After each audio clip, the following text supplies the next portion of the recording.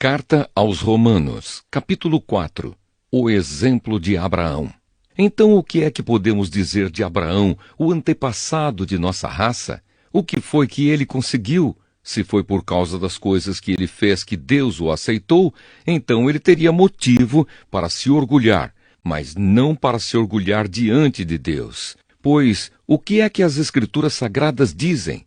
Elas dizem: Abraão creu em Deus e por isso Deus o aceitou. O salário que o trabalhador recebe não é um presente, mas é o pagamento a que ele tem direito por causa do trabalho que fez.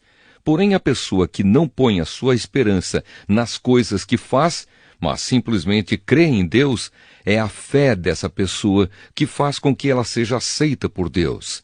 O Deus que trata o culpado como se ele fosse inocente.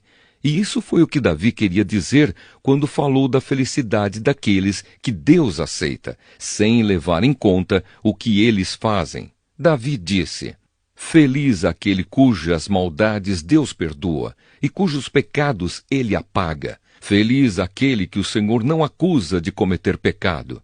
Será que essa felicidade de que Davi falou existe somente para os que são circuncidados? É claro que não. Ela existe também para os que não são circuncidados, pois já citamos as Escrituras Sagradas que dizem: Abraão creu em Deus e por isso Deus o aceitou. Quando foi que isso aconteceu? Foi antes ou depois de Abraão ser circuncidado? Foi antes e não depois. Ele foi circuncidado mais tarde, e a sua circuncisão foi um sinal para provar que Deus aceitou Abraão porque ele tinha fé. E isso aconteceu quando ele ainda não havia sido circuncidado. Assim, Abraão é o pai espiritual de todos os que creem em Deus e são aceitos por ele, mesmo que não sejam circuncidados. Ele é também o pai dos que são circuncidados, não apenas porque são circuncidados, mas porque vivem a mesma vida de fé que Abraão, o nosso pai, viveu antes de ter sido circuncidado. Promessa e fé. Deus prometeu a Abraão e aos seus descendentes que o mundo ia pertencer a eles.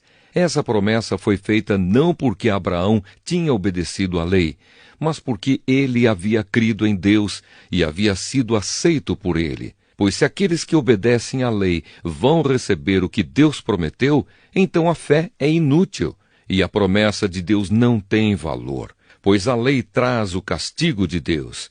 Mas onde não existe lei, também não existe desobediência à lei. Portanto, a promessa de Deus depende da fé, a fim de que a promessa seja garantida como presente de Deus a todos os descendentes de Abraão. Ela não é somente para os que obedecem à lei, mas também para os que creem em Deus, como Abraão creu, pois ele é o pai espiritual de todos nós. Como dizem as Escrituras Sagradas: Eu fiz de você o pai de muitas nações.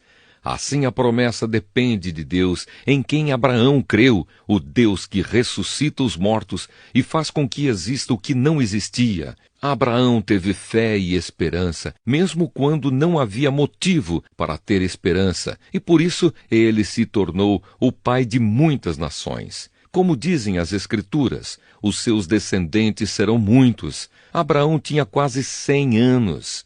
Mas mesmo quando ele pensou a respeito do seu corpo, que já estava como morto, ou quando lembrou que Sara não podia ter filhos, a sua fé não enfraqueceu. Abraão não perdeu a fé, nem duvidou da promessa de Deus.